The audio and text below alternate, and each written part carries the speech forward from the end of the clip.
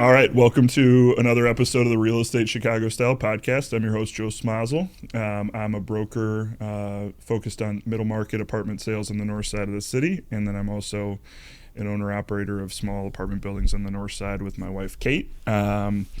And today I'm excited to welcome Collette English Dixon to the show. Hey. Colette, Hey. Nice to have you. Nice to be here, Joe. Thanks for inviting me. So Collette English Dixon is the executive director of the Marshall Bennett Institute of Real Estate at Roosevelt University, where she manages all aspects of the undergraduate real estate major and minor and graduate certification programs. She's the first African-American woman leader of a higher education real estate program in the U.S. and a member of the administrative team for the Heller College of Business. Colette has more than 30 years of experience in investment management with a focus on commercial real estate investing. Prior to her role at Roosevelt, she was executive director of transactions for PGIM Real Estate, a business unit of Prudential Financial, and co-leader of PRI's National Investment Dispositions Program. She's also got experience with property development and asset management. Quite a bio. A little From Roosevelt. longer than it needs to be. No, that was actually abridged, I learned, because I read that on Roosevelt. And then I also learned, I'll scroll to the bottom, that you very modestly excluded 4 pretty impressive board seats from that bio. So UBS's Trumbull Property Fund, Marcus and Millichap, Community Investment Corporation, a.k.a. CIC, and Waterton. Yeah. We can touch on that later in the conversation, but I don't think that those board roles are worth mentioning as well. Well, so, thanks. Did I miss anything about the bio? I'm sure we did, but that I've been in Chicago almost 30 years. It's been a nice run here, and I'm actually a Midwesterner. Grew up in Cleveland and went to school in Indiana, so I'm kind of a deep dive Midwestern person. Although I started my career in Atlanta, kind of a weird cycle. Well, we'll talk about that, and I love that. I didn't know that we share the commonality that we're both Midwesterners that kind of moved to the beacon for ambitious Midwesterners that is Chicago. Yes. So, I'm Chicago by way of Iowa, so some similarities there, but it's really great to have you. So, as I told you, you're on the hot seat here at the beginning for the lightning round. All in. Okay, cool. Favorite intersection or corridor in the city? Wow, favorite intersection. I actually think it's probably Halsted and Armitage. Yeah. One, because I can shop up there. I can also eat up there. I love walking around. I love the vibe. It's awesome. And we've got Oz Park on the other side of... I've lived here almost 30 years. The first time I've actually seen Oz Park close enough to realize that what's really going on. The Wizard of Oz is my favorite movie in the world. There you go. And so I'm like, I haven't made it there to actually walk through that park yet. I have to do that. You can do it all there. Go to Summer House, go to Small Cheval, go around the corner, And Lori's Shoes, and Absolutely. My wife really knows Lori's Shoes. Yeah. And what is one word that your colleagues would use to describe you? One word. Whoa. No cheating. Committed. Okay, I like that. To what is an interesting question, Well, but I think it's a good one word. I think it could be to other, to different things, I'm sure. Do you have a favorite Chicago building style? In terms of like the aesthetic of a building, or answer it however it speaks to you. I tend to like some of our more neoclassical, historical designs, everything from the Rookery through the Monadnock building, let's go up to the Jewelers building and Wrigley. I mean, it's that style, or that era of design in Chicago. It was so just world leading, and it has maintained its quality and its appeal for more than 100 years in some cases. That's pretty powerful stuff for me. And so I think that would probably be it. Isn't it wild when you look at a couple of these, the jewelry building, for example, or Jewelers building, at the top, you think back to the context of that building. Mm-hmm. It was one of the tallest buildings in Chicago at the time. And you think about what they did in terms of the detail and the top of the building. And the top of the building. It's not like there were a bunch of condos that they were, doing it for vanity, it was like they did it because they wanted to do it a certain way, and I have to believe that they had the foresight to know what Chicago would become and say, hey, this is what we want it to, this is what we want the top of the building, this is what we want the top of the Christmas tree to look like. I mean, it's just a wild attention to detail where nobody was really seeing it at the time. That's the funny part. Eventually, you have to go, were they really thinking people were looking up there, or was that the kind of self-serving ego play, or Maybe. was it truly being prescient that, people were going to care going forward? I don't know, but I'm really glad they did it, however they got there. Yeah. And I just really miss the craftsmanship that went into those buildings. I mean, you can't buy that anymore. No, and I was talking to another guest of the podcast a few episodes ago, and he's talking about what it means to the crew when you're doing things at a higher level than they're used to doing them. So, like, it's not only that the architect or the developer or the mason, or, it's not only that one trade in a vacuum really wanted to do things the right way. It's contagious. What does it mean? And it doesn't need to be as extreme of an example of doing, a landmark project in the city. Right. But, building a walk-up apartment community, renovating a unit, doing things the right way as opposed to the quickest or the cheapest, it's contagious. It is. And then, the customer experiences it too. So it's a lot of work, and it lasts forever. That's right. Here I am rambling during the lightning round, so that's, Sorry about shows that. my fault. Favorite under the radar Chicago restaurant? It's not going to be under the radar anymore because millions of people are going to. Oh yeah, everybody's going to be going there now. Oh, I see. So I need to divert people somewhere. Yeah. Wow, under the radar. I have to say I'm probably not really good at that. Because we tend to try to hit like all of the ones everybody else is going to. It's a big radar. It's really hard. Skip it if you think of one coming back. Yeah, all right, maybe we'll come back to that. Lakefront 606 or Riverfront Trail? Lakefront. Okay. That's a common answer, and the other two are great, but it's really hard to beat the Lakefront. It is. Last rapid fire. Plug an up-and-coming Chicago real estate person that you think deserves some recognition. Well, I don't think she's up and coming anymore. I think she's there. I am a huge fan of our commissioner of... Sierra Boatwright. Yeah, Sierra Boatwright. Yeah. And I think Sierra is up and coming only because she's relatively young compared to many of us in the industry, but she is going to continue to be a force in this city. And what she's working on through the city, the work that she did at CNI, everything points to her being one of those ongoing forces of both good and impact for our city. It's I totally agree, and I think it's a fair answer because she's newer to her role, at least. I mean, I know she's been there for a couple of years now, but in the context of a position in government, I guess that's newer to the role. But it's so nice to have somebody that's such a champion of the city in that role, wants to see growth, wants to see balanced growth, and growth not just for the sake of numbers, but the right way. Yes. And I would agree with your answer there. So you made it out of the lightning round. Yay. I know that was a scary thing. All right, start us with growing up. How and why, that you found your way into real estate in Chicago. Well, let's just say I am one of those old school folks who kind of ran and fell into this industry without any clue what I was doing. Okay. I mean, there's a great cohort of people. I mean, this wasn't an industry that was highly known in most communities as being something you could even do. So I went to college with the intent of being a lawyer. Now, don't ask me how I thought that was going to happen because I didn't know any lawyers either.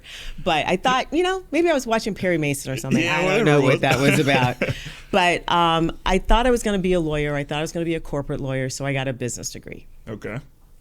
And it was a really great experience for me, but I was like, when it was time to get out of school, I was like, I'm not ready to go to law school. I need a break. I need a job now. Yeah. Oh, yeah. Parents sent you to school with the point of coming out with a job or a higher degree of some sort, some small detail. Yeah.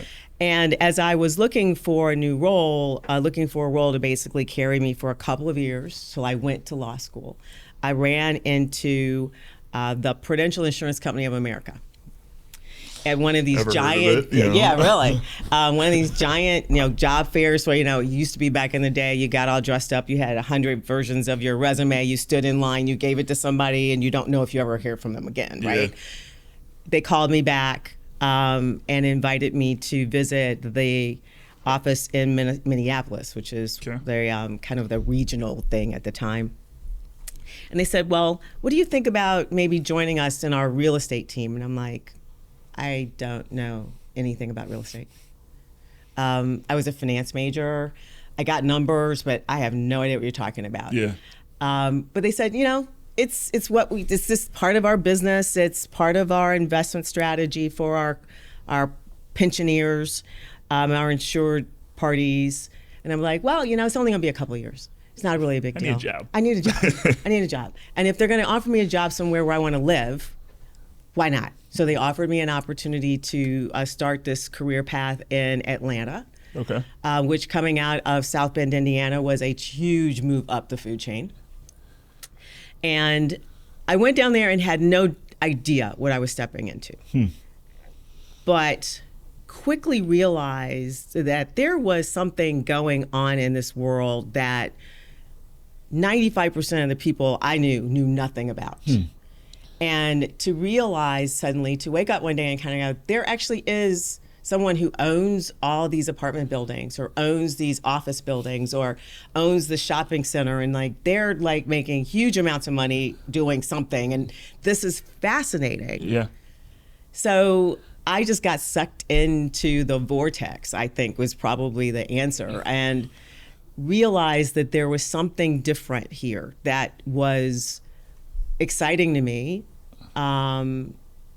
It was very different. There weren't many women in the space. There were not very many people of color in the space. I didn't realize the challenges that came with that at the time. But I loved seeing what this company was doing. I loved the fact that every day was different. That we were not just, owning apartment buildings, but we were building industrial buildings and we were doing office buildings and all these things that they just existed, right? Didn't know how they got there before. I suddenly had this insight to a world that I did not know existed and found it just fascinating. Isn't it? I love all that. And isn't it incredible that you think back to before you got into real estate when you're a young person growing up and, even through college when you're starting to develop some maturity and a different perspective on the world. And the built environment, you just take it for granted as existing.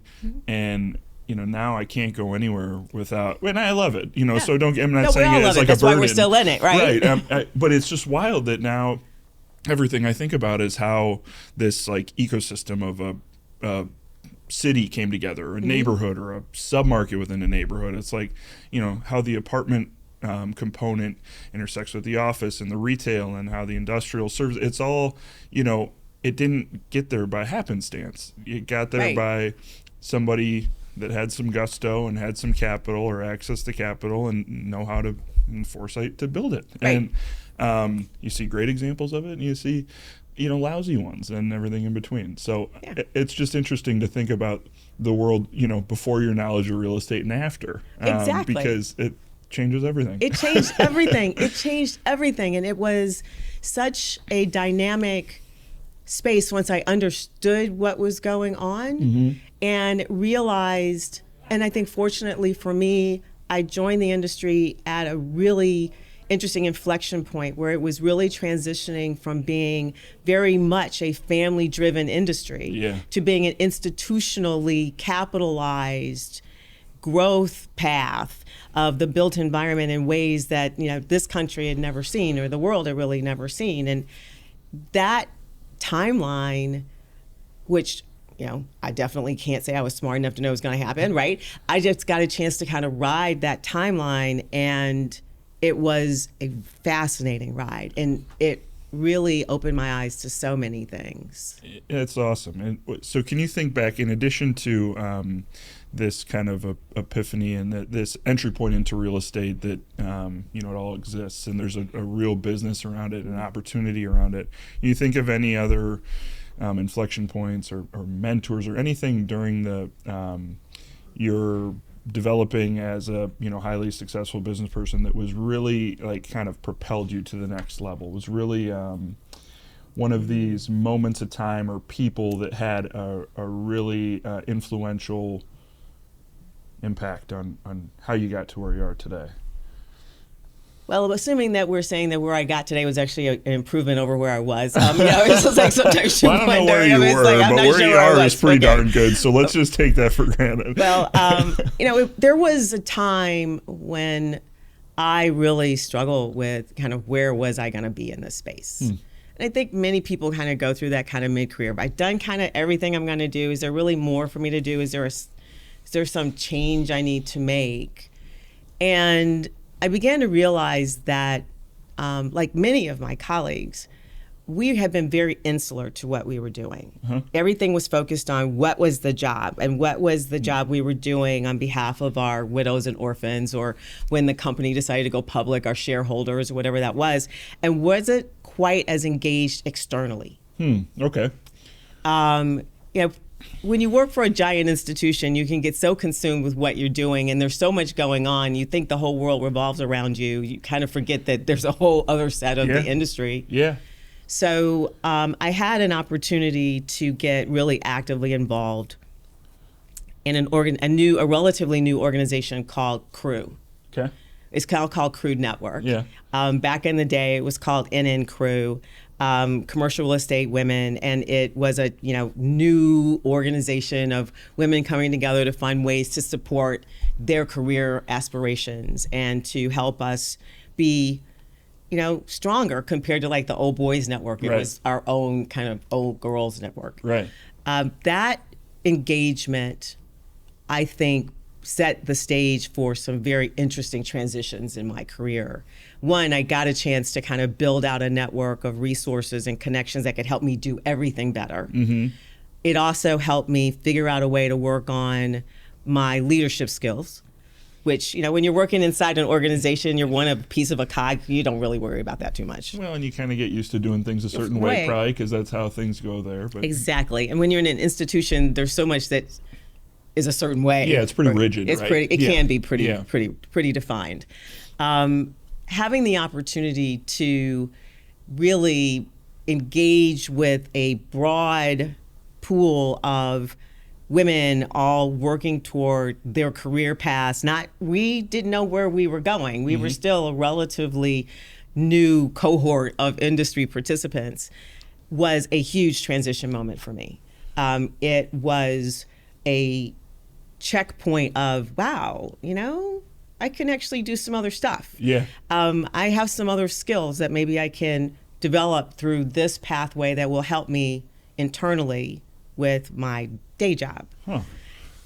And as I became more engaged with that and recognized where that was putting me, it had a great kind of catapulting moment. It put me on the radar screen of partners and of potential business associates who I would not have ordinarily interfaced with at certain points in my career.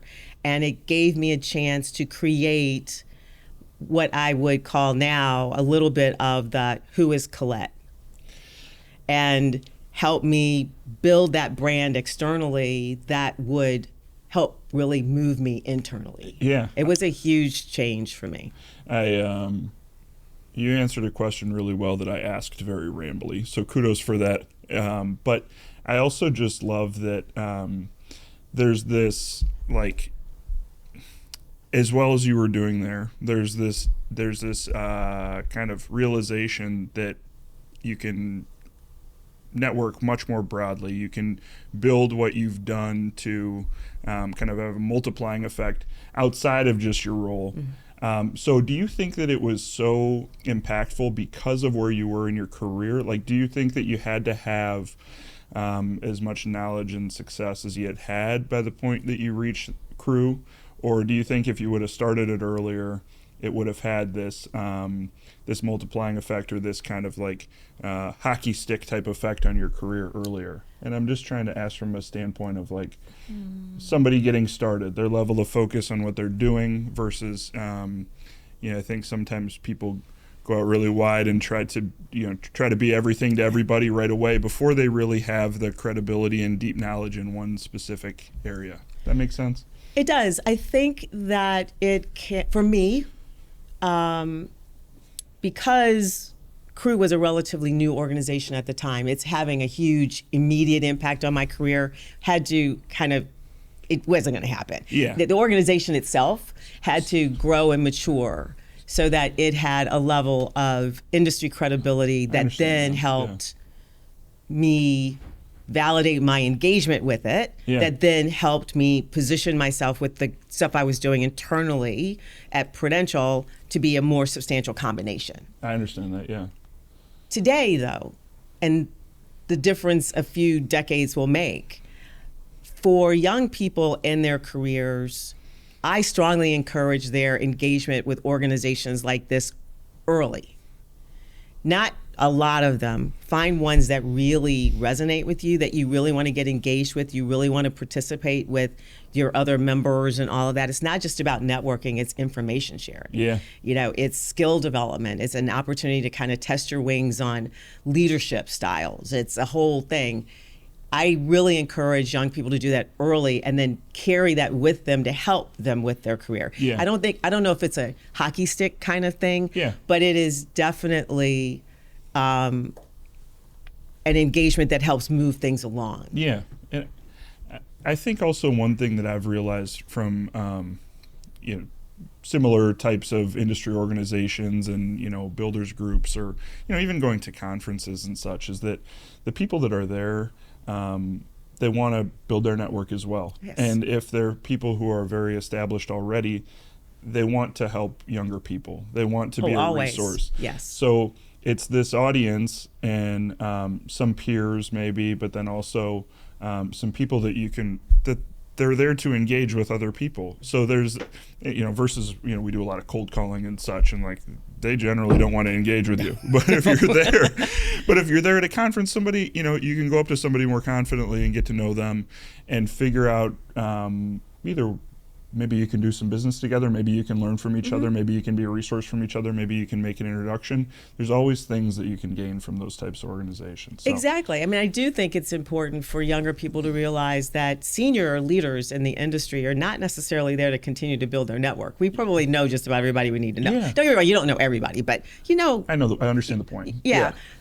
But they're there because of their ability to engage with younger talent. It really is an incentive for senior leaders to even stay engaged in organizations, to have that sort of connection and hopefully help develop that next generation. Yeah. How do you engage with folks that reach out to you the best? Meaning, you have a lot of connections. You're busy though. So how do you decide what type of engagement is, I don't want to say worth your time, and meaning that you're snobby with your time. I mean worth your time, in that you're very busy and your time is very valuable, but you do want to be able to give back and be a mentor to people. And your role in academia suggests that you want to educate the next kind of like crop of talent. So how do you, when somebody reaches out to you, how do you find that is the most effective way that they do so? I think I would say send me an email, all right, or connect with me on LinkedIn. I'm pretty public on LinkedIn. Yeah. And let me know what you're about. Don't just kind of, hi, this is me, can I talk to you? It's like, that doesn't work. Explain to me why you want to connect. Yeah. I very seldom don't respond to someone who has reached out and said, I'm a student, or I'm early in my career and I've heard or seen or whatever, and I'd love to chat with you. I'll give people 30 minutes of my time on a regular basis, and we may never have to talk again, or we may talk every week after that. I don't really judge it that way, but present yourself with, why do you want to engage with me? There are a whole bunch of people in this world. Why me? And then let's try to have a conversation. We do a little Zoom chat and kind of move on from there. I've found that, in the LinkedIn world as it is, a lot of times you get an invitation from somebody to connect, and then you get like some canned AI, Yeah. I'm sure, message right away. Yeah. But on the other side of things, as you described, if somebody reaches out to me in a sincere fashion and says, hey, here's why I'm reaching out, here's why I'd like to chat, here's a couple questions, sometimes just really direct questions, yep. I always will engage, batting 1,000 on those instances. Yes. We've got a few guys that work at Intera that started kind of the connection to Intera that way. So it can build, it can turn into something bigger, or it can be, hey, not so long ago, I was in their shoes and would have appreciated a sounding board that's going to be honest with them. Mm-hmm. So you got to pay it forward too. I think that's really important, and I think most senior people feel that way. There are some who don't care, but most people in this industry recognize that whatever success we've had has been because of a significant cohort of relationships. Yeah. And it's only fitting that we help the next generation figure out how to do that same thing. Yeah. And help them build that cohort of relationships that helps them move forward. Yeah. I do love the LinkedIn ones when I'm getting from people like somewhere in some remote country where I'm like, I have no reason to know you. So no, we're not going to continue with this conversation. Yeah, right. We're just going to pretend this does not exist. But yeah, happy to talk to people who are trying to figure things out, or if there's something I can help them do or connect them with someone. Let's meet. Let's talk about why you want to do that. And then I'll think about connecting you with somebody else. But yeah, totally open to that. When it's in a quality fashion. Yes. I like that. All right, let's shift and talk about Chicago a little bit. Oh, yeah. One of our favorite topics. And a beautiful day in Chicago today. Beautiful. We're in mid-September, early mid-September. I don't know, is it mid yet? I guess it's 8, so we're early. We're right when, yes. in one of those very few points of the year where we can brag about our weather, So summer is great here. It's true too. So it's 70 in Chicago. Everything's good.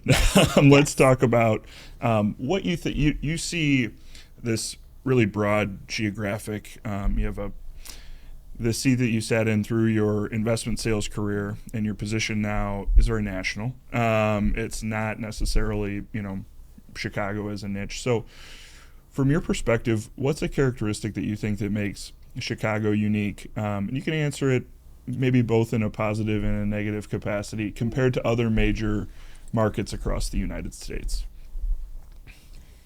One of the things that I have always really liked about Chicago is that it has all of the things that New York has without the hassle. Yeah.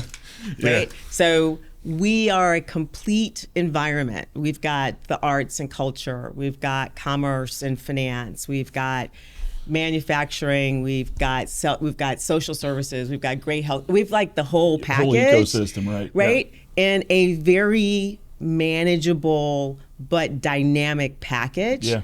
And oh, by the way, we sit on a body of water that for all intents and purposes could be an ocean because you can't see the other side of it. So, it's got all the elements that people say make a quality of life good. Mm-hmm.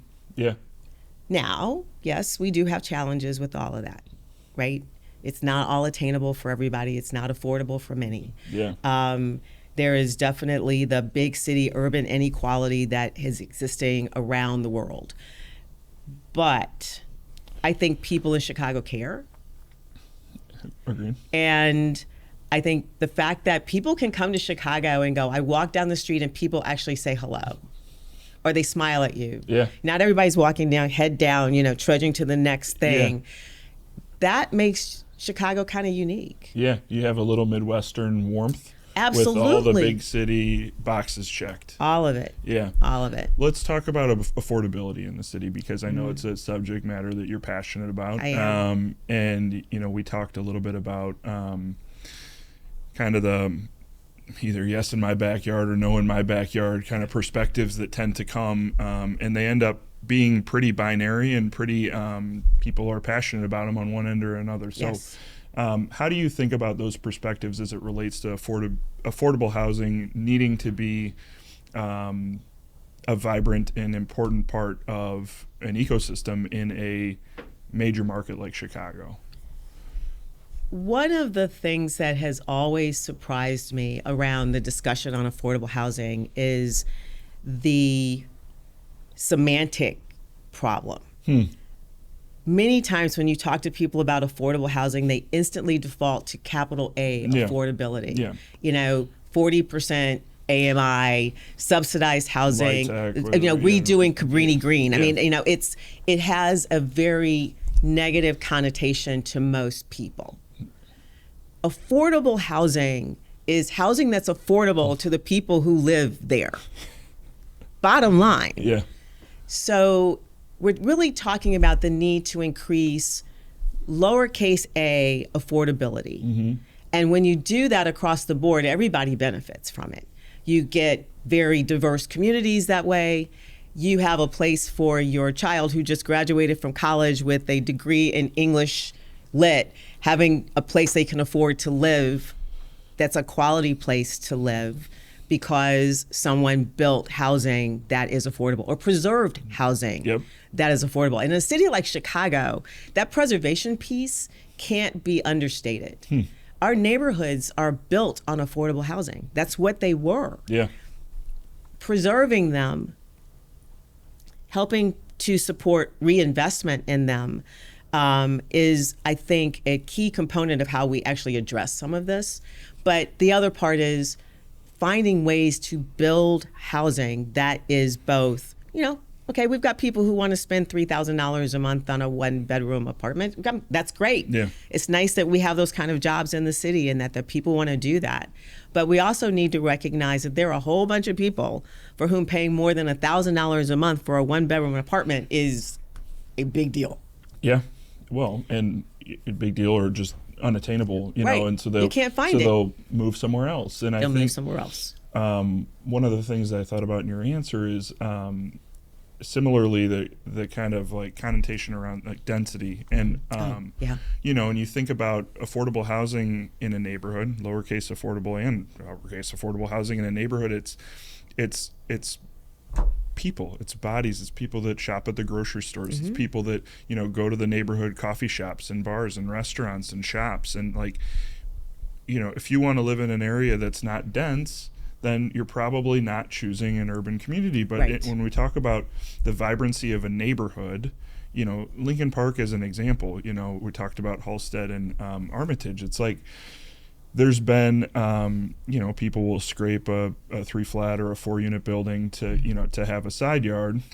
So there's been a lot of housing stock taken offline, and what's been replaced is somebody that has a single family home and vacations in Florida and goes to Lake Geneva on the weekends and is not there to support the businesses and send their kids to the schools and all these things. So the point in that ramble is just the density is a really important thing for all of the buckets that make a neighborhood desirable in an urban setting. So how do the solution to that's not easy though, because in a private developers, they have to have incentive to take on the risk to build, and it's the 20% affordable provides some kind of that's like usually a 60% AMI bracket, so there's some there. The city projects are they're very they're $750, $800 a unit to build them, but so and it takes my breath away. It just oh my gosh. And I have like a little bit of a a hot take within the circle that I spend most of my time in as it relates to those, because there's the economics of them that are totally out of whack. It's almost 3 times, or in a lot of cases 3 times what the private sector can build housing for. Right. So there's just the economics of the supply and demand, which is like you're doing it way less efficiently than we are. The other side of me just thinks like, generally they come with some sort of like kind of community engagement piece where there's some like amenities that are available to folks from outside of the building, tougher to quantify. And also it's like those can catalyze a neighborhood that hadn't seen new development with a really kind of high quality for a long time. It can be kind of a beacon or an example of what could be there. But boy, you run out of money really quickly if you're building, $1 million a unit apartments. I hear those numbers. I'm Honestly, like, Joe, I can't even finish my, No.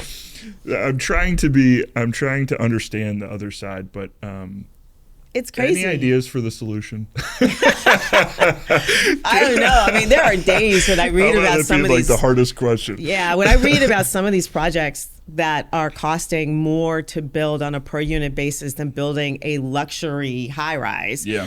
it just stops me in my tracks.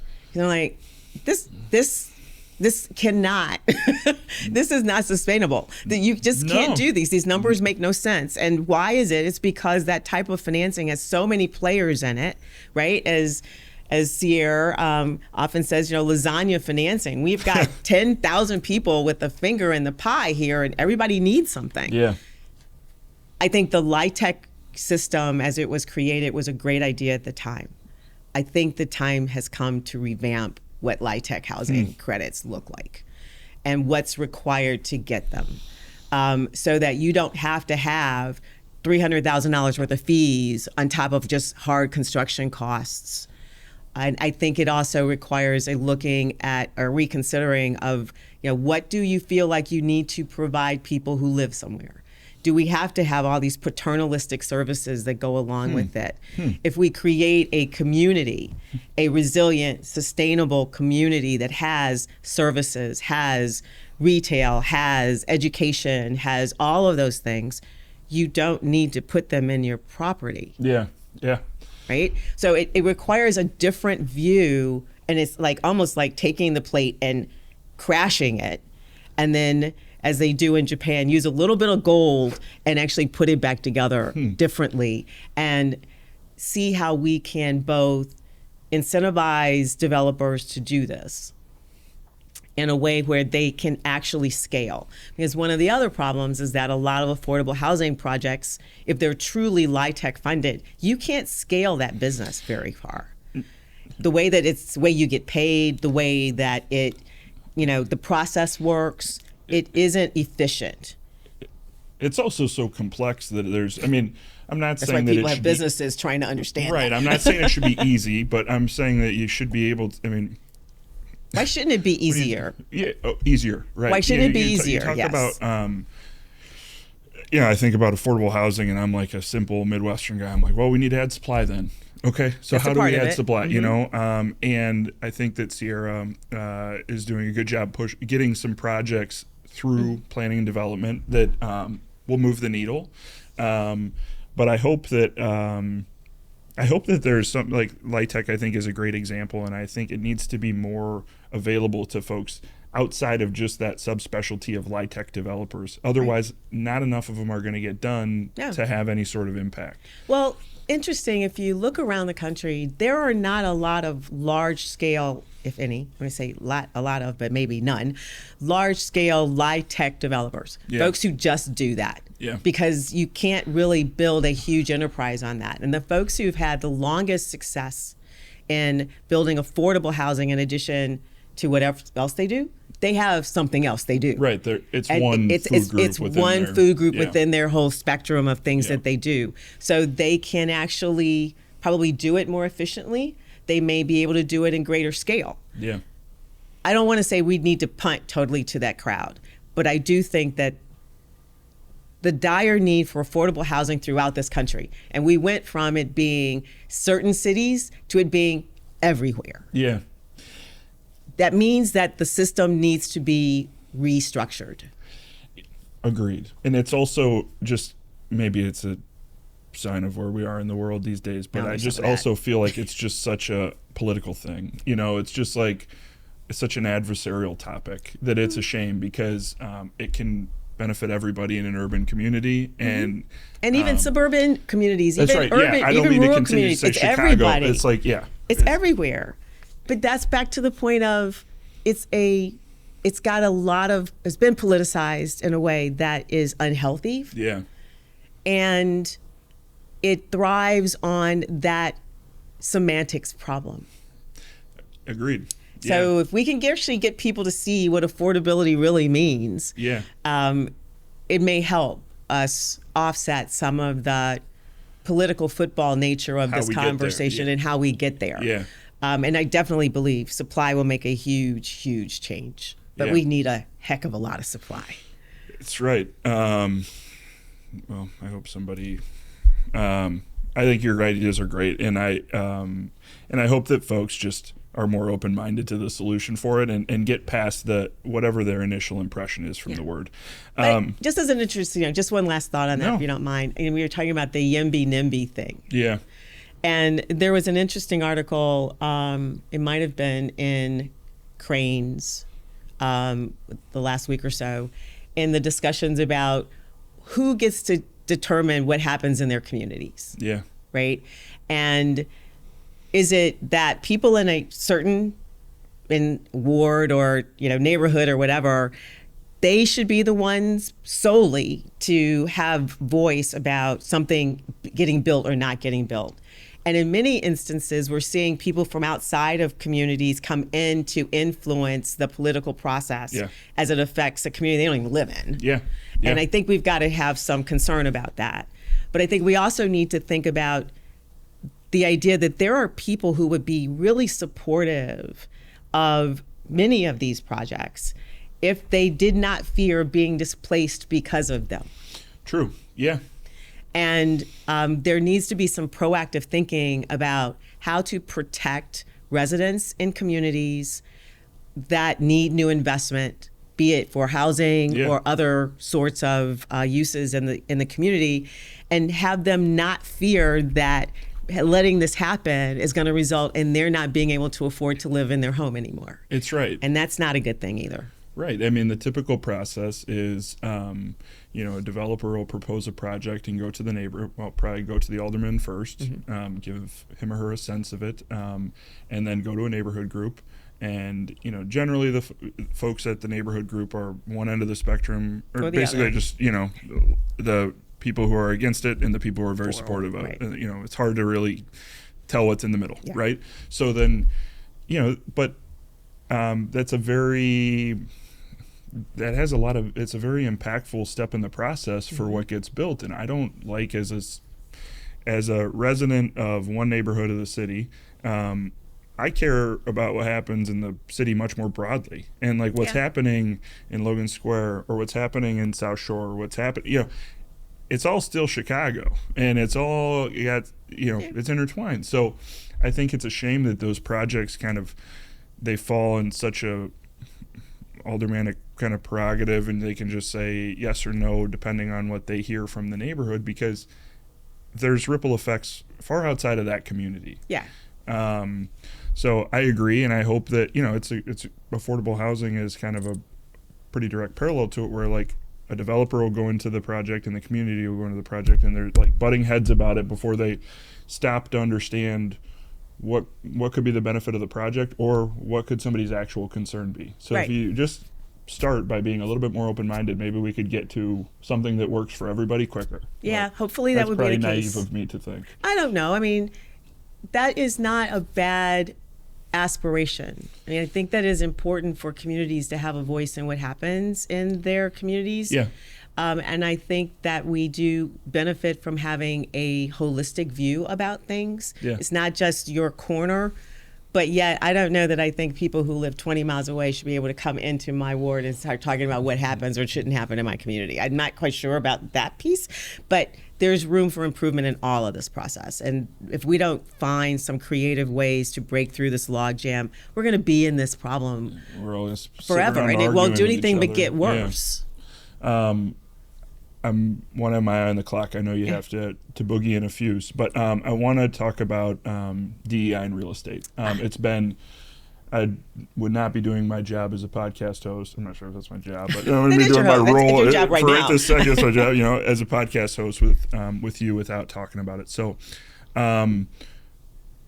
what have you been maybe proud that's been accomplished, and what would you like to see changed in the near term as it relates to DEI and hiring, and not only in hiring but in promoting, and just its role in real estate in general, and doing so maybe authentically, as opposed to I think some organizations have the approach of doing so to check a box or something like that. How do you think about doing it authentically to really for the betterment of the industry? Well, yeah, checking a box. We've done a lot of box checking in this industry over the years. As I said, I stepped into this space not recognizing the uniqueness of being a woman of color in this space. And I've tried to look at the industry's efforts around just bringing in more women, bringing in more people of color, bringing in more whatever over the years. And it has always been kind of a fits and starts thing.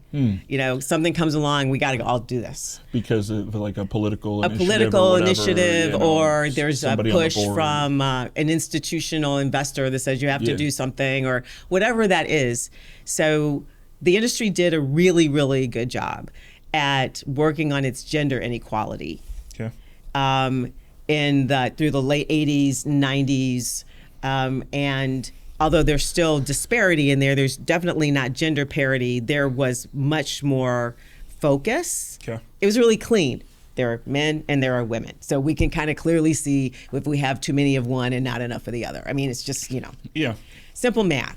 That simple math made it easy for people to actually put forth the effort to try to expand their hiring pools, to look at opportunities and development of gender diverse talent. And we did okay with that, but there's still room to go. You think the move was like kind of in the early 90s? I'm thinking it was the early 90s. I'm thinking early 90s. That's a long time ago now, too. It is. So if that's the last thing or the thing that comes to mind is something that you're the most proud of, that was a long time ago. Very long time ago. And I think that I remember when Crew Network decided to do a research study on gender and the gender balance in the industry. And I think the first study was 2005. So it's been 20 years ago. And that opened a lot of eyes. Yes, we have made progress, but yet, the upper levels of this industry are not very diverse gender-wise. Women are having a tough time making it through that SVP level. There was a whole lot of data that brought about some more focused efforts in that way. But the industry, the thing that I get that I think this industry has kind of struggled with acknowledging consistently is that what we do in this industry affects every human on this earth. Okay? I mean, it just does. One way or another, it affects every human on this earth, even if they don't know who it is.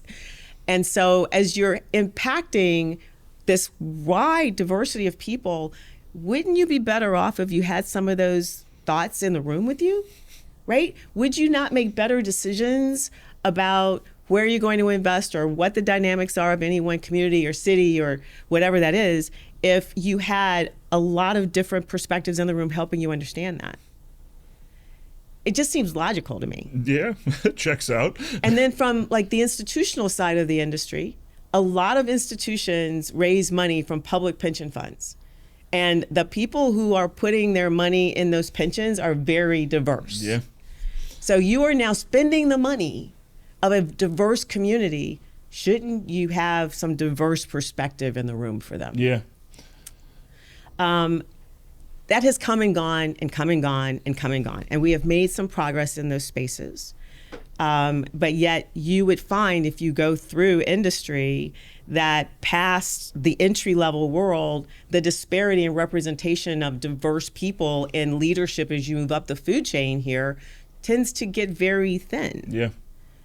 2020 rolls along, everybody is up in arms after George Floyd. We've got to do something, we got to do something more. Everybody rushes to put out their statement of concern about what they haven't done or need to do. And we create all these programs. And there was a lot of work that went on. Did it result in a lot of tangible outcomes that were sticky? I'm not quite sure. I question that. I look at things like programs to help support emerging diverse developers or investors. Yeah. Where did that money move the needle? Did we actually transition people from being emerging managers or emerging developers into being just managers or just developers? Or are they stuck in this box? What are we doing about recognizing that as we're looking for new places to invest, opportunity zones are primarily in diverse communities. Do we have diverse people working on those? And then, you have a little bit of a political pushback. Yeah.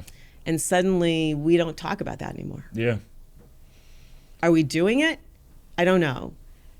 There was a saying that came to me a long time ago in this conversation, that what you don't measure, you don't do.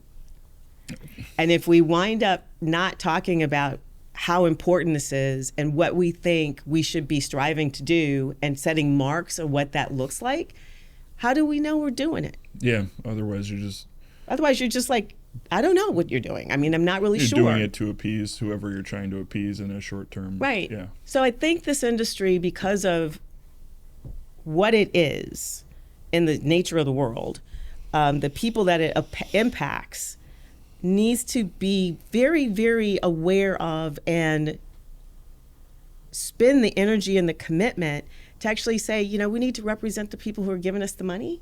We need to represent the people who are, whose lives we're impacting. We need to benefit as a holistic industry from having a diversity of voices in the room and making deals and getting stuff done. And we'll be better off for it. It's part of it too, where if you go think about, role playing, going into a community meeting with a diverse, it's much better conversation than if you don't, that's for sure. Yeah, I mean, that's kind of the thing. But it's weird to think about, to be honest, when you answer the question, I think about, my small role in it too. And, in 2020 is when I had like an epiphany that I, was working in this like male dominated white bubble, and I'm like, what are you doing for it? So at the time, my answer was getting involved in a nonprofit that ran a couple shelters in the south side of the city, and I was on the board for a few years, and it was a good thing. But now I think back when you talk like that, and I'm like, what am I doing now? What did I do that so I should probably look in the mirror on that as well. We can all do something better. I just think it's back to the, capital A affordable, lowercase a affordable. Yeah. What are the kind of biases that go with these things? We need to just think about why there is merit and value in having a diverse talent pool that's helping you make the best decisions. It's true. And I think I kind of hide behind I think, well, the people that reach out to me or that apply for jobs, most of them are white and male. And so, I should be thinking more about, how are we exposing the business to a more diverse crop of talent, as opposed to, thinking about, well, what am I supposed to do about it? Those are the only people that's calling me. It's an interesting thing, Joe. And I would just say, just as an interesting note, that reason was one of the reasons why I wanted to take the role I have now. Yeah. So when I left Peru, I wasn't really sure what I was going to do. I was just leaving Peru. It was time to do something. Yeah. And I had been in and around this program since its inception. And the one thing that had always impressed me about it was the diversity of its student body. Okay. The university in general, but this program in particular, has always been a very diverse student pool. And I felt, because I had always believed that I needed to be actively engaged around this diversity thing, I couldn't just talk about it. I mean, kind of being the poster child for being diverse in this space, that I needed to do something more actively. I was doing it at Prudential off the side of my desk. It was one of 5 things I was doing in addition to my day job. Yeah. But this was a place where I could be kind of in the front seat of some efforts to help develop that talent and make that world know a little bit more about the options about being a part of this space, because many people are still coming at it from the same place I came at it 30 plus years ago. I have no idea what commercial real estate is. Yeah. Okay. I don't know what it is. I don't know anybody in it. I have no clue, but that's really what that is. Oh, wow. I want to be engaged in it. Yeah. Or they're in communities that are being impacted by people making decisions that don't look like them and don't seem to care about them. Right. So I felt that this space was a place for me to help develop that talent pool, that maybe call you, Joe, and go, I want to talk about being a broker. Yeah. Many of them may not make that decision because of other things relative to being a broker, but still having that talent pool ready to go It's like, then what's the excuse now, folks? Yeah. You know, you can't tell me you can't find the talent. Well, and also, like, I don't mean to talk about being a broker as the only way to be in real estate. That's the beauty of the real estate business. Is Lots of ways. It's a lot of different ways. I think Yes. a lot of people maybe don't know as much about it when they're in college, for instance, No. because they see what they see on TV Right. or whatever. You know, they see this. HGTV is actually really popular for real estate students. I'm Yeah. like, stop watching HGTV, please. And it's like the only thing that they know about it, where there's every type of job that you could have in the real estate space. So hopefully, I love what you're doing there, and I appreciate that you're a champion for diversity. I acknowledge that there's, I could do better myself, and hopefully that'll translate into me and others doing better. I appreciate it. Thank you. And I've got my eye on the clock. I know we have to wrap, so I have two. We'll make them rapid fire. Two quick ones. Well, first of all, this is just a plug. Colette's got a new podcast coming out, which will put mine to shame, surely. It's called Brick, Grass, and Steel. Do you want to? Yeah, thank you. I mean, I appreciate that. This was, as I tell people, my little passion project. I really felt that this was a good time to have conversation about how the built environment impacts communities. Yeah. And there are just a lot of things going on, from the rebuilding of LA, which is probably the largest urban renewal project in the history of the world. I'm not really sure. And that opportunity, sitting in Chicago and looking at how the built environment influences and impacts how people live, recognizing that there are certain historical things that this industry has perpetuated that has had a negative influence on communities. I felt we need to talk about it a little. Yeah. So fortunately, being at the Institute and the university focused on social justice and social equity as part of the mission, it just seemed like a thing to do. So I'm really excited about it. I'm hoping, my fingers crossed, the first episode is going to drop for on Monday the 15th. Okay, cool. Which will be a week from today. This is going to be out in like 2 weeks, or actually a week. So maybe I'll delay until you get this out so I can get a little bit of a little PR. But it's a conversation with Eric Kleinenberg, who wrote Palaces for the People. Cool. So I'm really excited about him and some other people on the show, and I hope people It's going to be awesome. Listen and enjoy it. Kudos for doing it too. These two will make rapid fire. What's a piece of advice you'd give someone that's starting in their career in real estate to either get some traction or propel their business to the next level? Well, the business thing, I'm not really, since I've never been the entrepreneur in this industry, I wasn't building my own business like you've been a leader in the broker. business. I don't think that you have to. I say it's basically to build your brand and have people know what it is. Yeah. You will not get ahead in this industry without building those relationships. And so knowing what your brand is going to be, and it takes a while to often figure that out. It isn't something you guys come out of school with usually, but work on that. Build that community that knows who you are and has an idea of what your value proposition is. I think that goes a really long way. Figuring out your brand and then proving to people that you're actually about it, I think I think that's an awesome piece of advice. And anything that you're doing as a young person or a person that's in the real estate business, if your actions are not supportive and furthering, for the betterment of your brand, then, even you think about it, something as trivial as should I take on this listing? If it's not really what you do, that dilutes your brand. Whereas if you're known, Chicago real estate's a big, it's a big community, and you have to have a niche if you're going to be effective at it. So I love that answer. Tell us why you love Chicago as a place to live and work and educate, and back in the Prudential days when you're investing here. Just give us finish off with why you love Chicago, whatever comes to mind. So strange you ask that question, because before I came here today, I was trolling through my Facebook feed.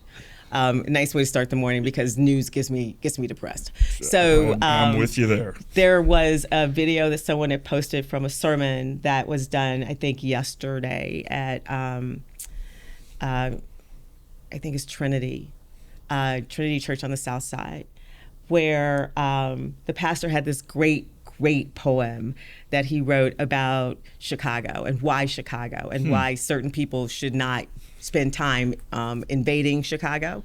And the laundry list he came up with was mind-boggling.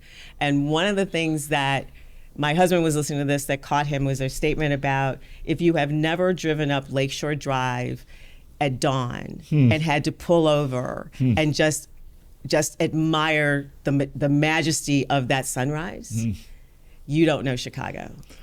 And that to me kind of wraps it up. This is a city that is so dynamic, so diverse, so strong, so beautiful. It's hard to, except for Paris, I can't think of another place I'd rather live. I love that. And if you're on the lakefront and the sun is up, out for a run, out for a bike ride, on your way into the office early, doing whatever you're doing early, and you have the lakefront and you have the skyline as a backdrop, it is incredibly motivating, and it is impossible not to feel the energy of the city for the rest of the day. It is. You're awesome. Thank you for your time. Thank you, Joe. This was fun. I'm so glad you invited me. It's great. So we'll let you get on with your busy day, I know, but thank you so much, and we'll talk soon. Talk soon.